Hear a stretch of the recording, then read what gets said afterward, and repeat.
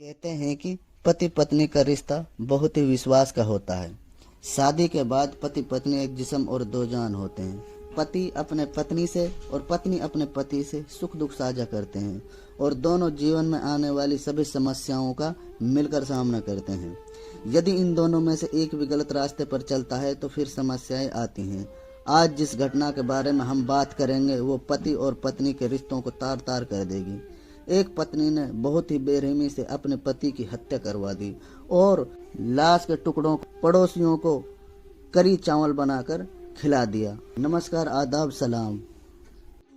Singapore में एक छोटे से घर में एक छोटा सा परिवार रहता था जिसमें पति आया कानू और पत्नी नगरता और उसके 3 बच्चे रहते थे।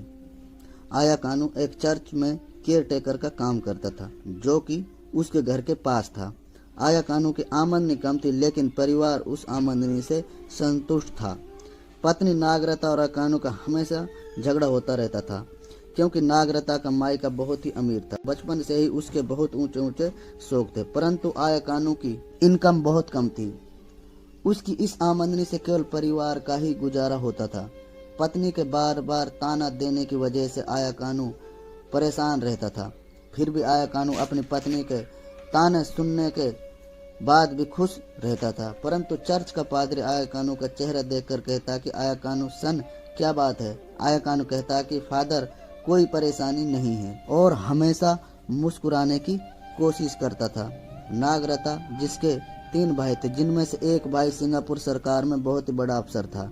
नागरता की एक माँ थी, वो उनसे बार बार आया कानू की शिकायत करती रहती थी। इस बात पर आयकून को उसके सालों ने कई बार पीटा था क्योंकि नागरता जो कि एक छोटी मोटी लड़ाई को भी बड़ा चढ़ाकर अपने भाई को बता देती थी। 18 दिसंबर 1983 से पहले आया कानू की जिंदगी जैसे तैसे चल रही थी। फिर एक रात आया कानू अचानक गायब हो जाता है। 18 दिसंबर 1983 को पत्नी नागरता पुलिस स्टेशन जाती है और जाकर रिपोर्ट लिखवाती है। कहती है कि उसका पति 6 दिनों से गायब है। नागरता बताते हैं कि आया कानू कसिनो में खेलने की बात कहकर निकला था और कह रहा था कि 2-3 दिन में लौटकर आ जाऊंगा, लेकिन वो अभी तक लौटकर नहीं आया है। पुलिस ने रिपोर्ट दर्ज कर जांच शुरू की, परंतु कई महीनों के तक जांच करने के बाद पुलिस को कुछ भी हाथ नहीं लगा और फिर केस ठंडा पड़ गया। नागरता ने भी थाने में जाकर पूछना बंद कर दिया, लेकिन कहते हैं कि ऊपर वाले के यहाँ देर है पर अंधेर नहीं। 4 साल बाद कहानी में एक नया मोड़ आता है। जनवरी 1987 को सिंगापुर के मशहूर जासूस अलग मगला है जो एक प्राइवेट जासूस था। उनके एक मुखबिर ने बताया कि आया कानू की बड़ी बेरहमी से हत्या की गई है, परंतु मगला है इस कहानी पर विश्वास नहीं हुआ, लेकिन मुखबिर अपनी बात पर कायम रहा। आखिरकार मगला है ने सिंगापुर सीआईडी को जानकारी दी, परंतु सिंगापुर सीआईडी ने भी इस मामले में दिलचस्पी नहीं दिखाई। मगला है इस केस की जांच करता रहा। मगला है ने जांच शुरू की तो वाकई में ही आयकून गायब था। सवाल था कि आयकून की हत्या किसने की है। मगला है ने जब आयकून की पत्नी नागरता से आयकून के बारे में सवाल किए तो वह एक भी सवाल का जवाब नहीं दे पा रही थी। इससे मगला है को आयकून की पत्नी पर भी शक हुआ। कुछ दिन और गुजर जाते हैं। एक दिन मगला है चर्च पहुंच जाता है जहां पर आयकून काम करता था। चर्च के पादरी से बात होती है। पादरी कहता है कि आयकून कुछ दिनों से बहुत ही परेशान था। चर्च में जाकर पता चलता है कि आयकून ने 21 और 22 दिसंबर को छुट्टी ली थी।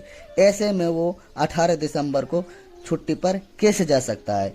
इसके अलावा उसके पास इतने पैसे नहीं थे कि वह कसिनो में खेलने जाए। एक और सवाल था कि आयकून की पत्नी ने 6 दिन बाद रिपोर्ट क्यों दर्ज कराई। मगला है सारे सबूत जुटाकर सिंगापुर पुलिस को दे देता है।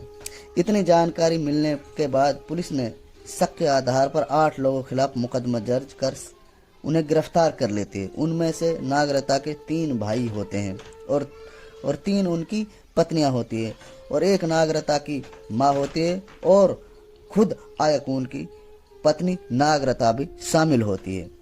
पुलिस की पूछताछ में एक भाई ने अपना जुर्म कबूल कर लिया और इसके बाद आयकून की पत्नी से पूछा तो उन्होंने सारी कहानी का खुलासा किया। दरअसल 10 दिसंबर को नागरता अपने भाइयों के घर जाती है क्योंकि आयकून के साथ उसका झगड़ा हुआ था। वो झगड़े के बारे में अपने माँ और भाई को बताती है और अपने भाइयों के साथ मिलकर आयकून को मारने का प्लान बनाती है। 12 दिसंबर 1983 को नागरता और आयकून नागरता के भाई के घर जाते हैं जैसा कि उनका प्लान था। जब आयकून घर के अंदर जा रहा था तो नागरता के भाई ने पीछे से सर पर हमला कर देता है जिससे वह बेहोश होकर जमीन पर गिर जाता है। उसके बाद गला घोंटकर उसकी हत्या कर देते हैं।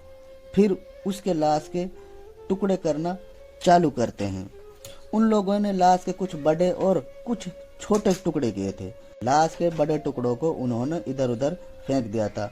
शरीर के छोटे टुकड़ों को आग पर